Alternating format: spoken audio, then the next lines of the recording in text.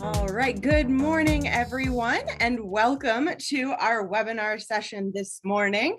We have some special guests with us that we're going to introduce here in just a moment, but I do have our first special guest that I'd like to introduce with Mutual of Omaha Mortgage.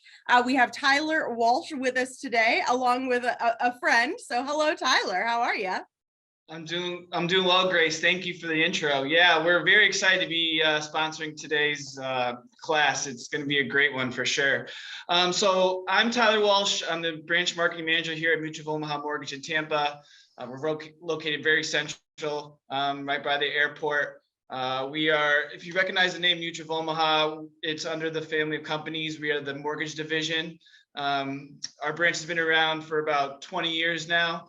And with me, I have one of my senior loan officers here, Shane Bittinger, who can explain some of the programs we offer, as well as some industry updates that we've been seeing in the new year of 2022. Right. Yep. Thanks, Tyler. First off, happy Friday, everybody. Like you said, my name is Shane. I'm a senior banker here with Mutual of Omaha. Cool thing is lately, the industry has been updating more and more as COVID continues to kind of become a factor and hopefully, becomes less of a factor here soon. So things that we have been seeing, especially for those people who work with investors, people who are self-employed, all those scenarios, we are no longer needing bank statements, right? Which is a huge part. Updated P&Ls, which I know can always be a nuisance for people. That's something that was just brought into the company, I believe this week, actually on Wednesday. So it's huge, saving a lot of time and effort for people. People who are starting out in this industry, either as realtors, whatever it may be. We also do co-marketing campaigns, which is fantastic. People who need to get their name out there, whether it's via Facebook or just on Zillow, right? Whatever it may be, we'll help kind of guide you in the right direction, put your name out there, build that business, and then also hopefully be able to help you, get as many people pre-approved as possible. One thing about that is, I think we all understand Tampa's a beautiful place. We all live in a very beautiful area, but it's important to be around, be accessible for your clients, right? So whether you're on the beach, right, on Saturday, or you're in a rooftop bar and you're enjoying yourself, you want to make sure that your loan officer is committed and they will take the call and they'll be there for you. And that's one thing that we do really, really well here. Obviously we want to enjoy pleasure, right? But business is also very important for us. And we want to make sure that we're there for not only our clients, but also for our realtor friends as well. So that's something that we pride ourselves in. Other thing, we also are very quick and efficient as well. We can close, fastest I've closed a purchase recently was within 15 days. So you're not seeing that at, your local banks or this or that. We have processors and underwriters right here with our team, and it's something that we can get exceptions on. We lend all the way down to 580 FICO, which is really impressive. A lot of people won't even touch sometimes 620 or lower than 640. So it's something that we have, different opportunities for different people. And I can get people pre-approved probably within anywhere from 15 to 30 minutes, depending on how much information I have. But either way, we're really excited to help anybody that, we can, and we have some really great opportunities and different programs for people. So. And I will put Shane's contact information in the chat for everyone. If anyone has any questions, would like to reach out. That would be perfect. Thank you so much. I was just going to say, if you wouldn't mind putting your contact information into the chat, that would be wonderful. I have some people that are requesting that. So thank you once again to Mutual of Omaha Mortgage for being with us today on our call. Thank you for joining us. I also would like to introduce our 2022 Government Affairs Chairperson. We have Rick Pfeiffer with us today. So with that, I'm going to go ahead and turn it over to Rick, but just don't forget to use your chat feature if you are just chatting away with everybody that's on the call. And if you have specific questions for our panelists today, you can put those into the Q&A feature down at the bottom of your webinar screen. Thank you so much. And how are you, Rick? I'm good. And thank you, Grace. So we're excited to have Craig Richard, who is the CEO for Tampa Bay Economic Development Council, do our webinar today. I understand we have a pretty awesome participation rate today. I think last numbers I heard from Jacob, we were nearly 240. So this is a good thing, good audience. Craig Richards is a certified economic developer with over 2 decades of economic development leadership experience in major markets such as Dallas, Houston, and Atlanta. His career highlights include more than 308 successful projects, representing more than 126,000 jobs and 9.3 billion in capital investment. He has served as the chairman of the board of directors for the International Development Council, IEDC, and currently serves on the boards of Greater Tampa Chamber of Commerce, Film Tampa Bay, Visit Tampa Bay, and the Downtown Tampa Partnership. He's recognized as one of Florida's 500 most influential business leaders by Florida Trend, and one of North America's top 50 economic developers by Consultant Connect.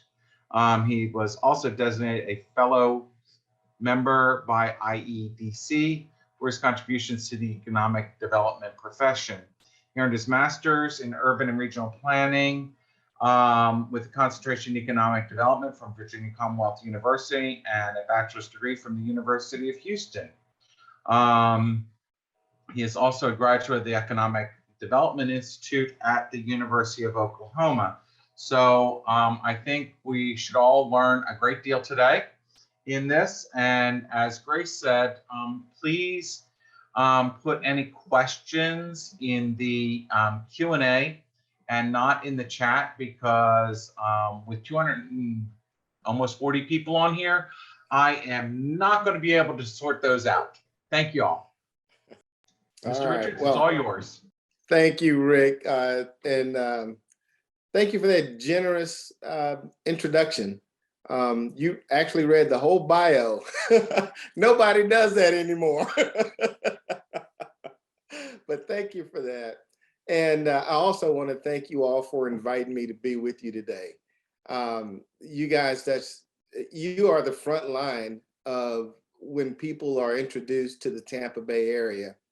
And you do great work, because obviously this is a hot market right now, and that is in no small part to the work that you do. So I want to thank you for that, and just also just tell you how much I appreciate the opportunity to talk with you today.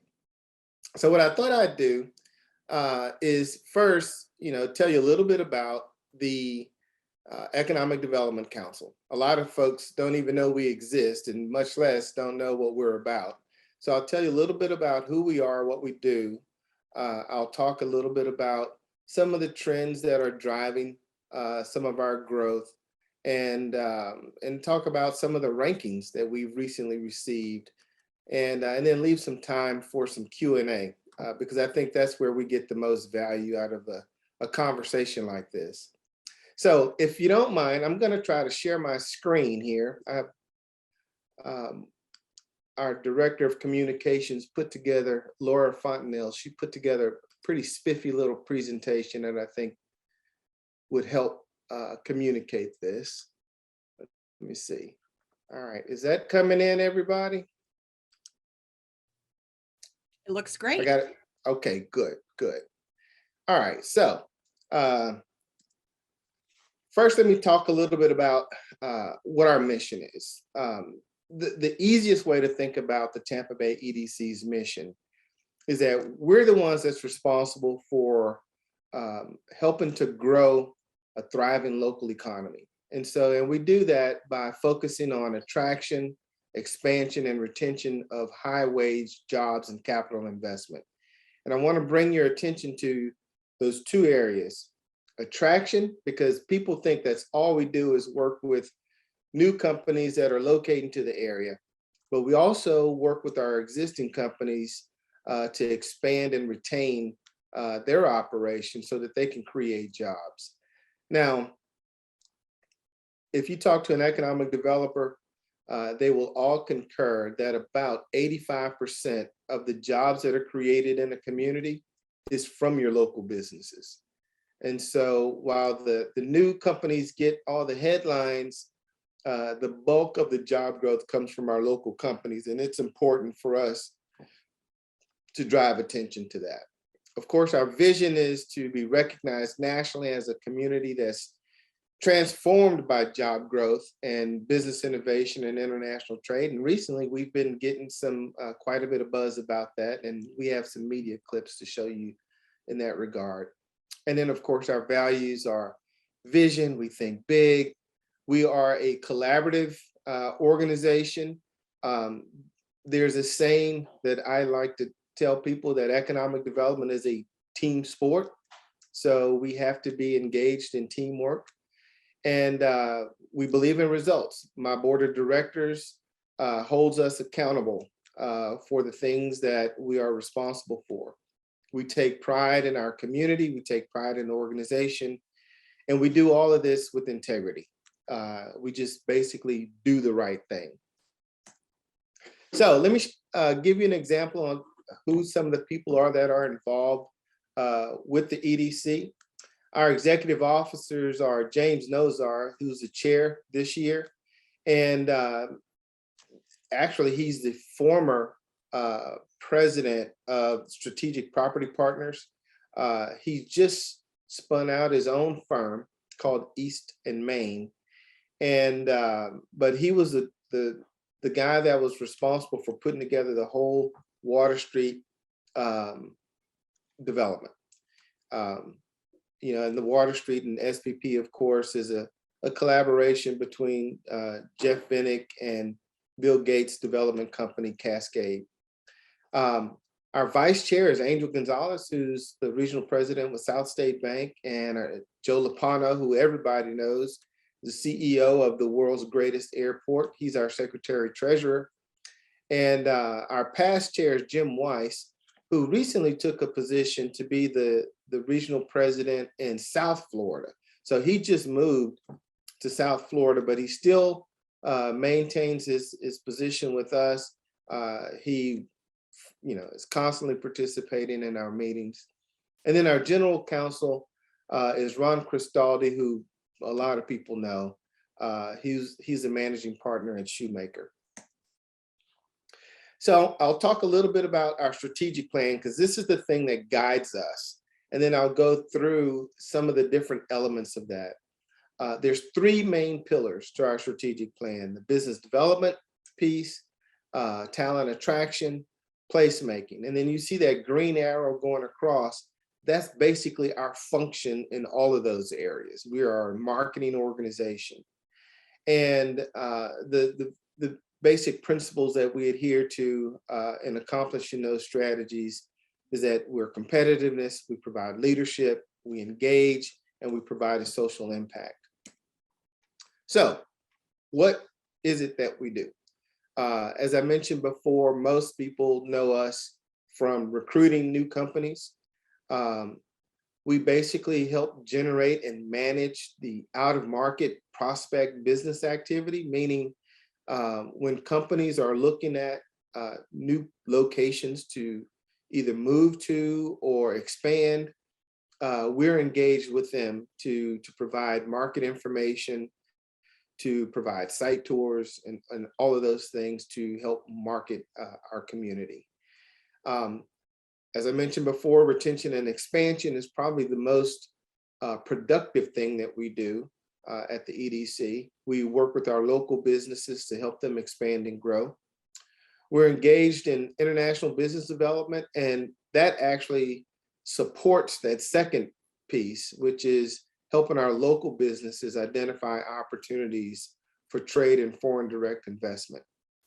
As I mentioned, we're a marketing organization, and our key theme is basically creating a positive image for our community and the organization so that businesses can identify us as a business location.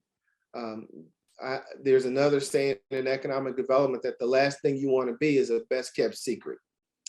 And Tampa has claimed that title for a long time.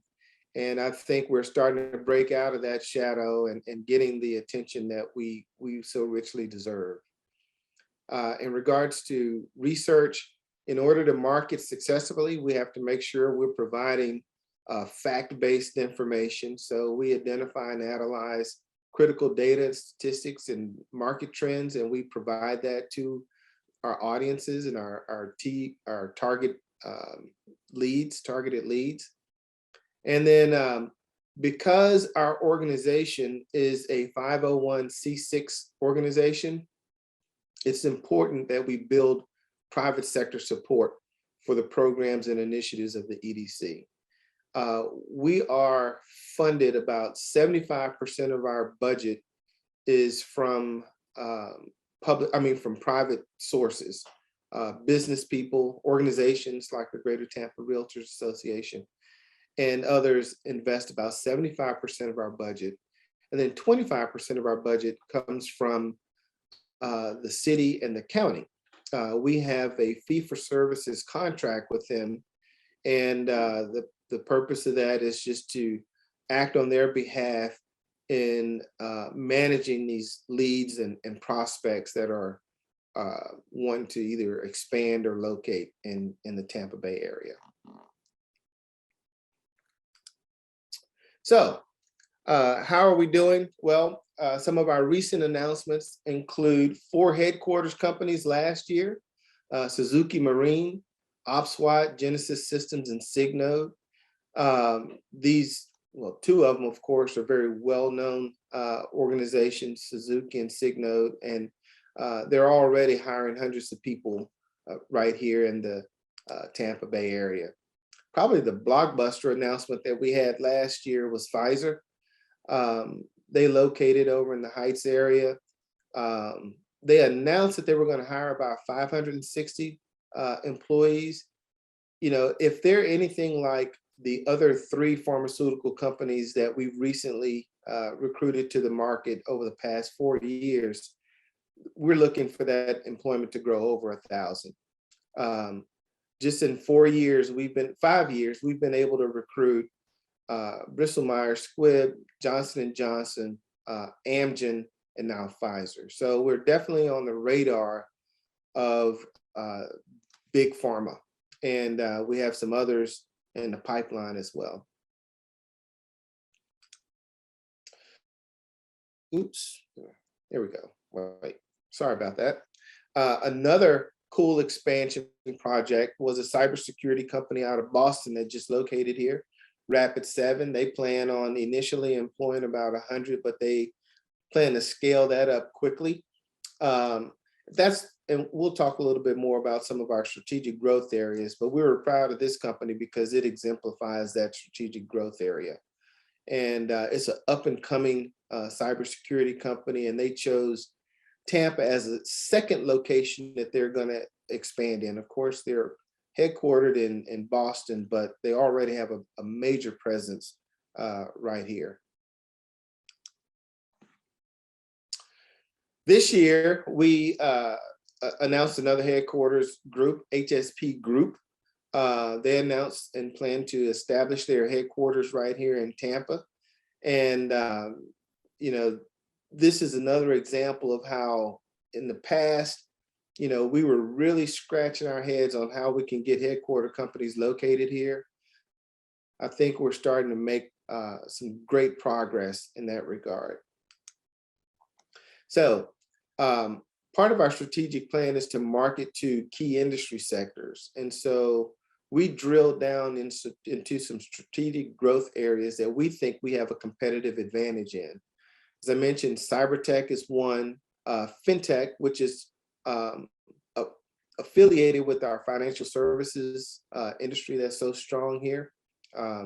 Many of people outside of our market think of us as Wall Street South because we employ so many financial services companies right here in the Tampa Bay area. Health tech is important. Cancer solutions, we have a competitive advantage because of Moffitt, and logistics and information technology. We're seeing progress in all 5 of these sectors, and we use information to target specifically to these companies because we know that the assets that we have resonate with these types of companies.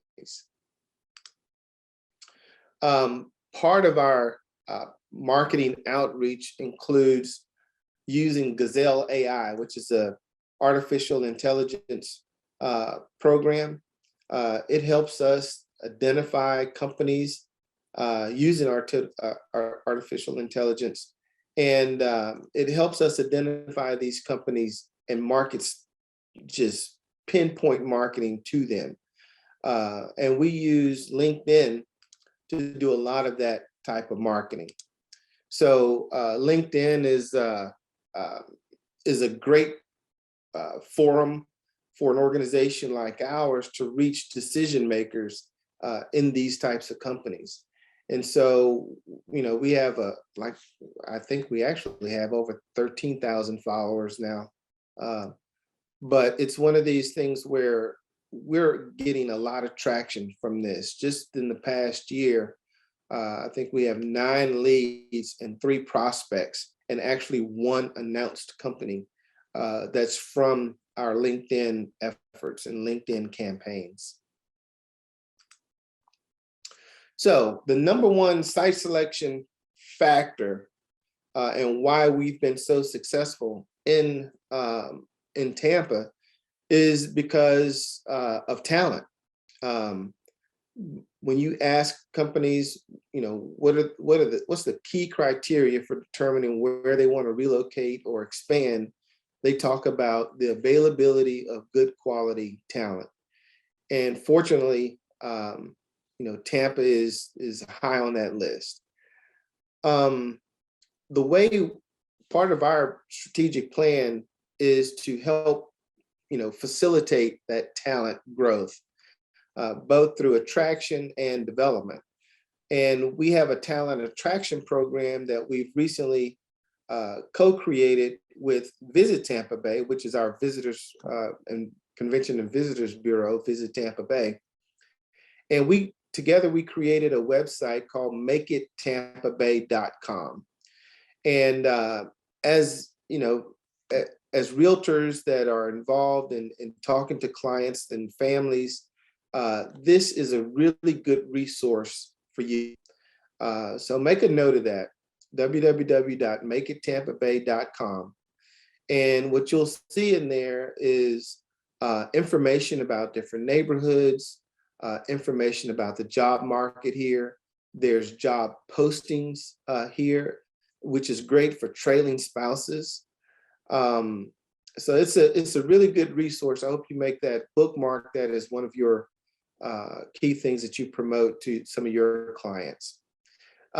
We also develop ad campaigns to key tourism and feeder markets like New York, Chicago, and Boston.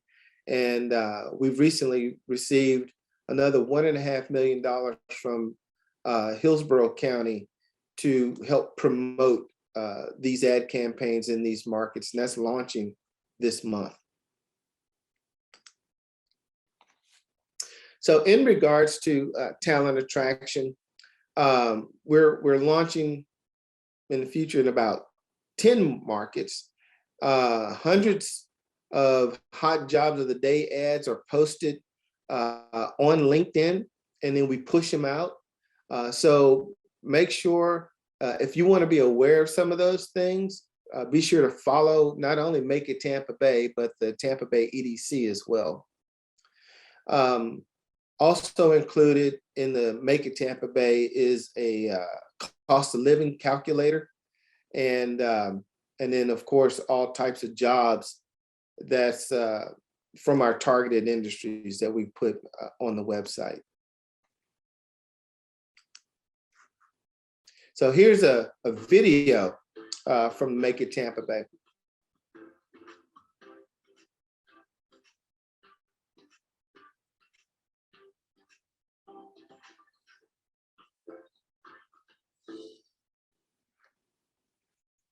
These are the types of videos that will pop up, on a LinkedIn campaign or special links. We'll drive that kind of stuff out just to get people's attention about Tampa and that website. So we've been, as I mentioned before, talent is the number 1 thing that's driving some of our economic growth. And here's something that I think you'd find interesting in terms of net migration to the Tampa Bay MSA.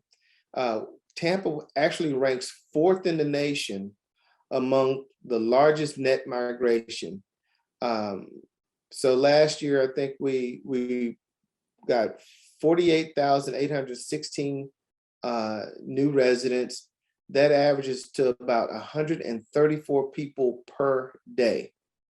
When you look at, some of these other markets, and these are like top 10 markets that we're surpassing, like Houston, Atlanta, Seattle.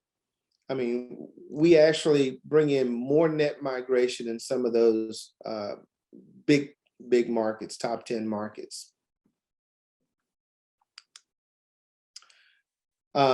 This is also helpful in knowing how that impacts our total population. So, the Tampa Bay MSA, which includes the cities of Tampa, St. Petersburg, and Clearwater, we're already at the 18th largest metro in the US with a 3.2 million population. And because of that, all of those people, we have a very strong labor force at 1.6 million. And just the population in Hillsborough County alone is 1.4 million. So we're the 4th largest MSA in the state, Florida, and the 28th largest in the nation. But I think what's important for you to understand is the level of growth that we're experiencing right now. Just between over a 10-year period, Hillsborough County alone grew by 22%. The metro grew by 16%, and we're projected to grow between about 7 and 8% over the coming years. This is outstanding population growth. And with that, there's some opportunities and challenges to that. As many of you have seen, the cost of housing is going up because the demand is so great and our supply isn't keeping up with the demand. But this also fuels our economic growth. So it's kind of like a cycle. With population growth comes economic growth. With economic growth comes the demands on infrastructure and housing and things of that nature.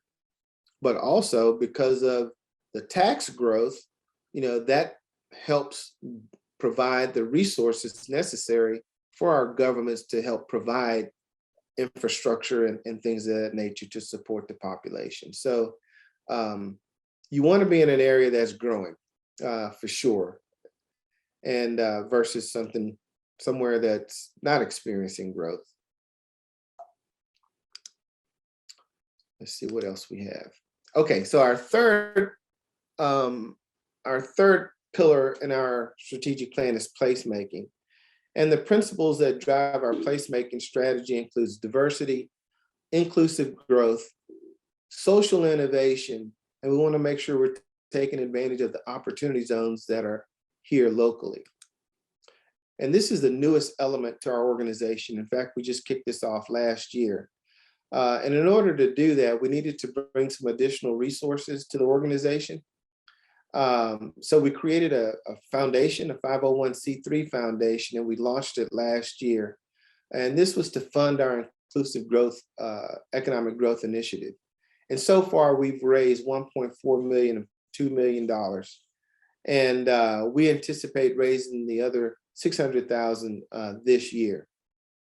So the idea of our placemaking strategies and our economic growth initiatives is to focus on attracting catalytic projects in East Tampa, the Central Park, Ybor area, and Uptown. And I'll put more emphasis on the East Tampa because that's our more immediate priority right now.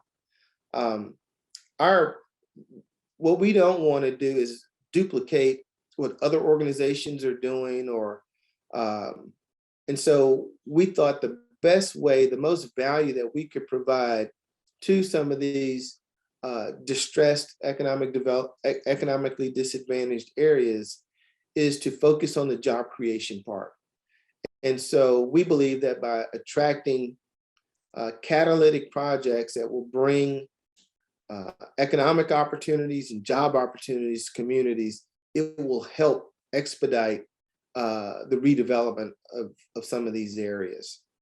And so, the job creation is one component, but another key component is to make the residents in those areas aware of the career opportunities that are being developed. And so we're developing and launching a career awareness campaign that's going to highlight certificate and degree programs for high demand jobs, and particularly jobs that we hope to be creating in some of these areas. And we're partnering with some other organizations like HCC and Career Source in doing that. So the part that a lot of folks don't know that we're involved in is securing these types of headlines. And we actually market and pitch stories to the press, national and local press, so that it'll help generate buzz about Tampa and the Tampa Bay area. You'll see the picture on the bottom right side of your screen is of Mayor Castor. And this specifically was, we did a virtual media mission to New York and was able to secure several stories, including this from Cheddar News, where they actually interviewed her on TV to talk about how we're seeing an influx of residents from all over, but they were really interested in California residents and companies. We were able to translate what the economic impact meant for all the championships that we won. Unfortunately, we won't have a Super Bowl this year, but nevertheless, it got us a lot of print over the past 12-month cycle, and it's still generating quite a bit of buzz. So some of the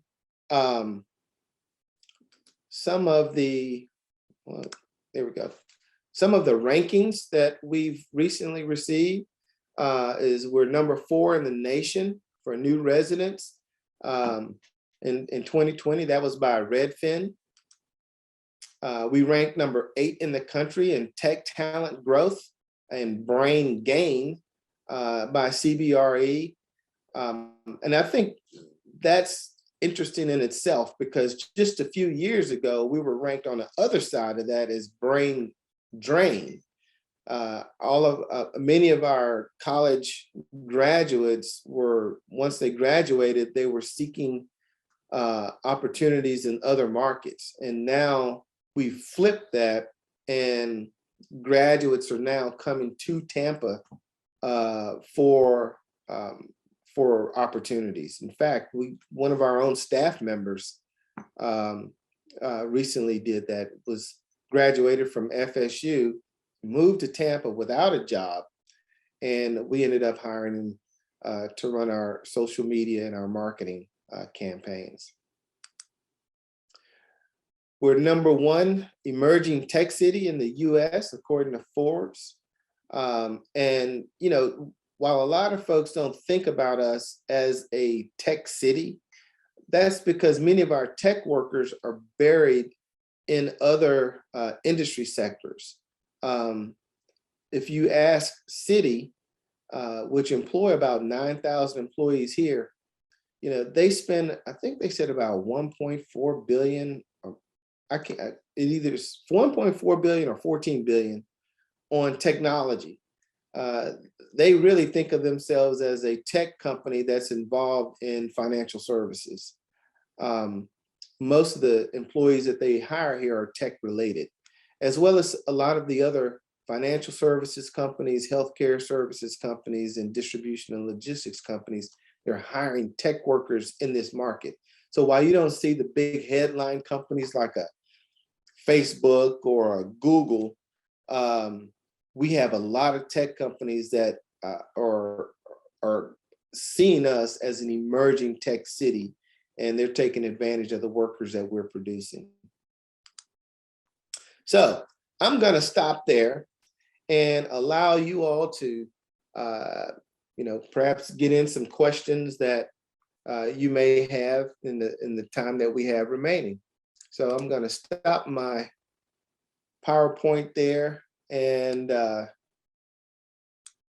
Rick, I'll let you moderate any of the questions that that may come up. I think we've got a lot of them, but I'm watching the chat, and a lot of people are asking about your great slides. So hopefully there's some way that you can get those onto Yeah, absolutely. to us. Sure. That would be awesome. So we've got several questions here. I don't know if you want to take on answering them live, or they haven't gotten a written response to them. Anand Patel asked, do we have any plans to attract blockchain, crypto-focused companies and startups to the Tampa Bay area, similar to what Miami has placed a big focus on, attracting talent and companies away from Silicon Valley? Yeah, that's a great question, because there's some key elements in that. What we're seeing, our part of the crypto conversation is related to the cybersecurity piece. So we have several companies that are in the crypto space, but it's on the security side of it, in the blockchain space.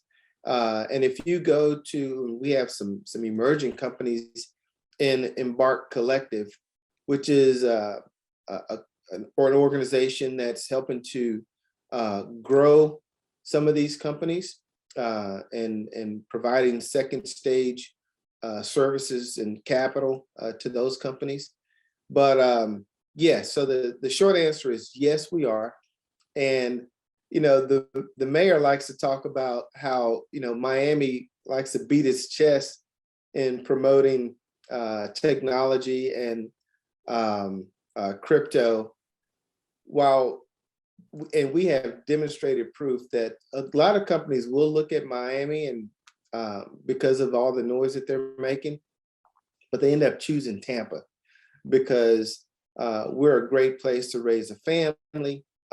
It's more affordable. If you're a single person, 20 in your 20s, and you want to enjoy the nightlife, that's great. But once you get to the point where you're serious about your career, people tend to look at Tampa. Okay.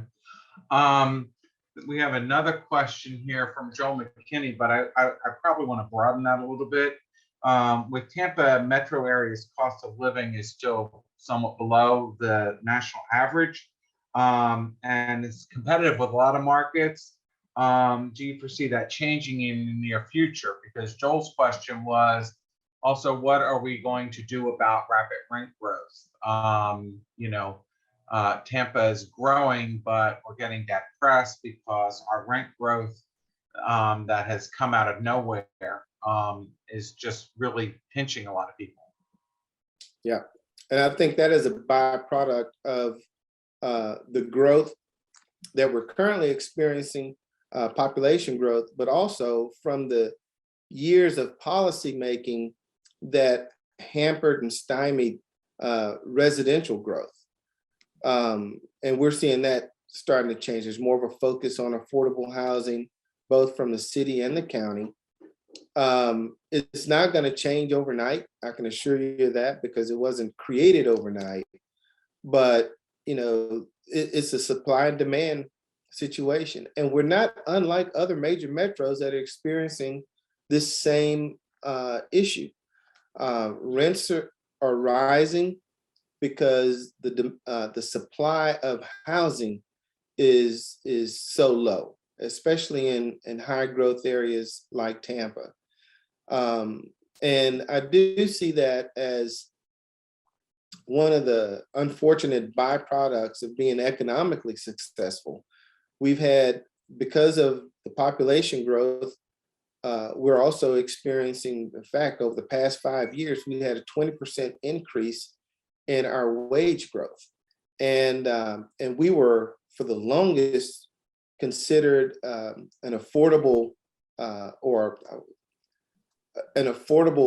cost location for businesses, because our wage rates were, on the lower end of the spectrum. Now that's starting to creep up, which is causing other factors to creep up as well. So we're still way below many of the major metros. In fact, we're still we participate in one of the cost of living index surveys, and according to the most recent one, we're still below the U.S. average at about 94% of the U.S. average. And that puts us on par with other markets like Jacksonville and Orlando, but way better than, some of the major competitor cities that we compete against. Thank you. Caitlin Sharon asks, what industries are we targeting other than tech? Yep.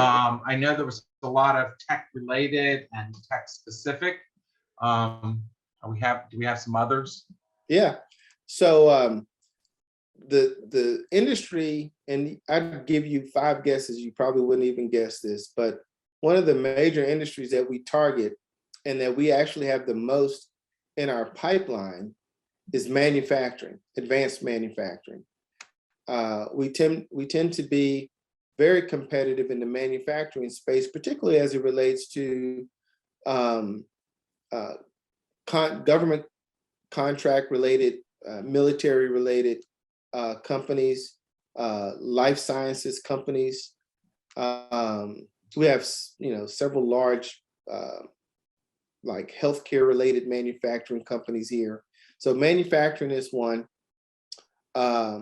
Financial services, as I mentioned before, information technology, distribution and logistics, defense and security, and I think I'm missing one more, but those are the key ones. I said the healthcare and life sciences. I think I said that first. We also have a question that, I don't know if people ever ask it directly, but you hear them grumble about it whenever there's somebody relocating and they get packages. We have Chris Schlotsky, I don't know if I'm pronouncing that wrongly, was asking, we're dedicating resources to marketing to potential workers, East Tampa, et cetera. Why wouldn't the companies relocating here and existing companies do that on their own dime?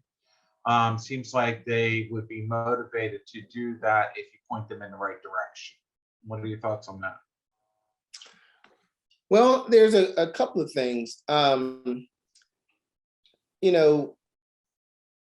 If we think that companies are going to move to areas that are disadvantaged on their own dime, then we're going to get what we've always gotten, which is why they're in this current state that they're in.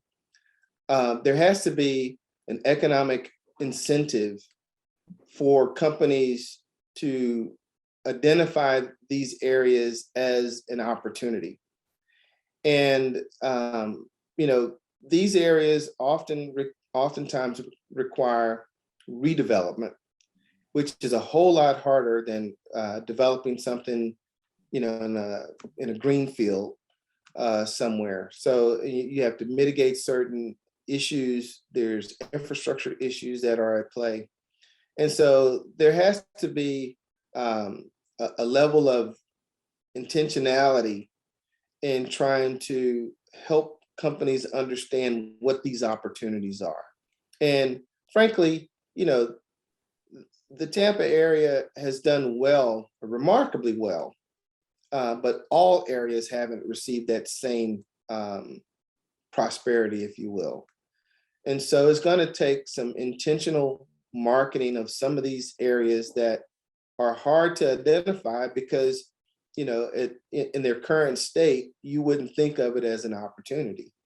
So it's going to be incumbent upon our local governments, organizations like ours, to provide more focus to some of the economic opportunities in these areas. And oftentimes it starts with just creating a sense of place. The downtown area didn't really get a lot of momentum until there was some significant public investments like the Riverwalk. And that drove a lot of the investments there. And then when you look at West Tampa, that's starting to bubble up. Again, there were park investments, Riverwalk investments that were made in those proximity areas that spurred or created a level of confidence for private investors to come in. And I think the same thing is going to have to occur in some of these other areas that need economic investment. Okay. I saw a question over in the chat that I think is probably also worth addressing. Andrew Dougal was asking, how do you address climate change? Since we have very flat terrain and surrounded by water, and there's a lot of various predictions about what to expect. How is that going to impact do you see that impacting our growth? I see it impacting our growth in areas that are most prone to flooding. There was a great article in the Tampa Bay Times about the updated flood maps that's occurring and how more areas are now deemed at risk. And I think it's going to continue. Every coastal state and city is going to be grappling with the same issues. And as we prepare our cities for these changes and invest in some of the infrastructure that's going to be needed to address climate change and rising sea levels, that's going to be critical for our current administrations. But there's also a tremendous amount of opportunities in areas that aren't just on the coastline. And I think that's going to be where we tend to focus a lot of our efforts. We know that there's opportunities in some of the areas that are not going to be as affected on some of these climate issues, but we just have to maintain. We have to acknowledge that there's an issue there, and then work with and support our local governments to actually bring in the investments needed to address some of these things. I think you addressed in your presentation, but we had a question from Jorge Badillo about how the Economic Development Council works in alignment with other counties and other economic development initiatives so that we're not duplicating. Yep. So in each county in Florida, there is a designated lead economic development organization. And so Miami-Dade has one, Pinellas has one, Polk, Pasco, they all have their own economic development organizations. Sometimes they're in different, there are different models for that. Ours is one of the largest privately funded economic development organizations. For example, Pinellas is government funded. It's a department of Pinellas County.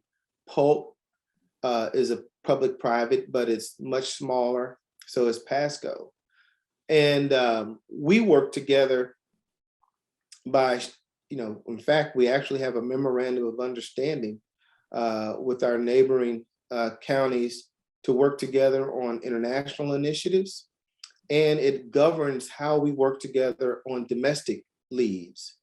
If we're contacted by a company that is interested in looking at the, other counties, we contact the counties and their economic development staff, and we plan the project management together.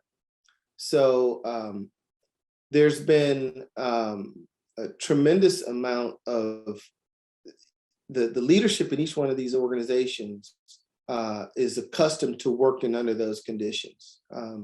So we collaborate a lot with other economic development organizations, as well as organizations within our own county, to ensure that we're not repeating or duplicating some of the things that they're involved in.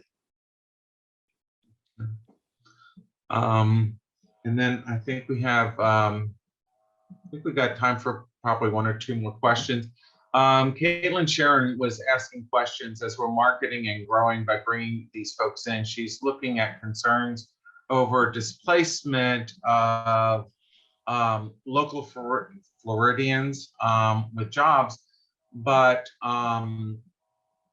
she's also concerned that there's been some pressure towards rent control, and that doesn't seem to be being well received. And she said, are we headed for a situation similar to Key West, for example, where a local workforce is being displaced and it's created a real issue? And I guess in the back of my mind, I'm thinking of those folks out on the West Coast of the country where expenses have gotten so bad that even though they're working, they're homeless. And I think that's getting to where she was going with that. Yeah, no, I mean, it is. I mean, if you listen to the mayor and our county commissioners, they've all formed these affordable housing and workforce housing initiatives and programs. And that is a real concern, that we will displace basically, you know, the policemen and the teachers and the firemen that work in our city to service our city to areas that are, you know, further out, creating a higher strain on our transportation infrastructure and things like that. I know Tampa General Hospital is sensitive about that as well, but it is a focus and a priority for these current administrations. And, you know, I've served on several of the committees that, you know, have discussed how these things work and who ought to be doing what. And I think that's an important, it's a really important issue that we have to be mindful of. The EDC, again, our role is to provide economic opportunities within our geographic area. And we have to bring economic opportunities for a wide range of populations. While we want to attract high wages, we also know that medium wages for medium skilled residents and is also important. And so all of those things are critical, but you know, it kind of goes back to the earlier question about how are we not repeating and duplicating other services. You know, there are some things that we can lead, there are some things that we can support. And we support, you know, the local administration's desire to create opportunities for workforce housing and affordable housing. Okay. We're almost up to our hour. I'm going to ask my question. What do you got, Ray? And my question comes down to, how do you see our transit systems, or lack of mass transit systems, impacting our future growth potential? Or do you see it as impeding it? Do you see it as a non-issue? What do you think is the situation there? As a community gets more dense, and typically the density occurs in the more centralized urban core. If we don't have the means to move people about in an efficient manner, it will become a competitive disadvantage for us. Today, you know, the companies that ask us about our transportation or our mass transit systems are typically international companies that, you know, that's the only way they know how to get their workers around is through mass transit systems. But most US companies, they're in markets that are very automobile centric. So they get it, they understand it. But at some point, if we're not preparing for a denser urban core, we will see ourselves at a disadvantage. And I think it's important that we plan towards that. I don't know that we have any other questions. I want to thank you very much for giving us an hour of your time. Oh, I think it was really informative. And again, I go back to the fact that lots of people are loving your slides, and I think people want to use that for their marketing. So I do appreciate that. I don't know if Grace wants to chime in before we let you go. Well, I'll make sure we send the presentation to you, and then you can distribute it as you see fit. And be sure, again, everybody, to go on our website. There's a ton of information and data that could be helpful for you in the work that you do. And thank you all so much for what you do and inviting me to be here today. Thank you so much to both of you for joining us today. There's so much information. I mean, obviously, Tampa is definitely booming, and this information is only going to help us and our realtor community to provide this information to people who are coming into Tampa every day. So, I mean, I think you said 148 people a day. I mean, it's just, it's really, really wild. So thank you again for joining us today. Before we go, I just want to highlight one very exciting initiative that we are launching here with Greater Tampa Realtors. As you know, we have our Realtor Party and the Realtor Political Action Committee, which helps us and your support in the Realtor Political Action Committee and the Realtor Party really helps to provide the support for the candidates who are going to directly impact us on the local level and support the community initiatives and programs that we have in place. So here at Greater Tampa Realtors, I'm going to put it on the screen here in just a moment. This is exciting. You guys are one of the first groups that get to see this.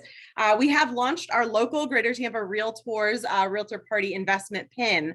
And today exclusively, we are going to offer, we have a very limited supply in the office right now, but for everybody who does invest their $99 contribution into the Realtor Party, we will send out these pins in that first round of mailings that we have. So if you want to be one of the first to get access to the exclusive Tampa Realtors RPAC pin, you can go ahead and click the link that Javin has placed into the chat, and it will take you to the sign up form for the Realtor Party pin. So we'll go ahead and put that into a follow-up email with your slides as well. If you are interested in participating in the Realtor Party, it really does help us to protect the future of real estate, not only within America as a whole, but within the Tampa Bay area specifically. So we do thank you for your contribution if you are interested in participating.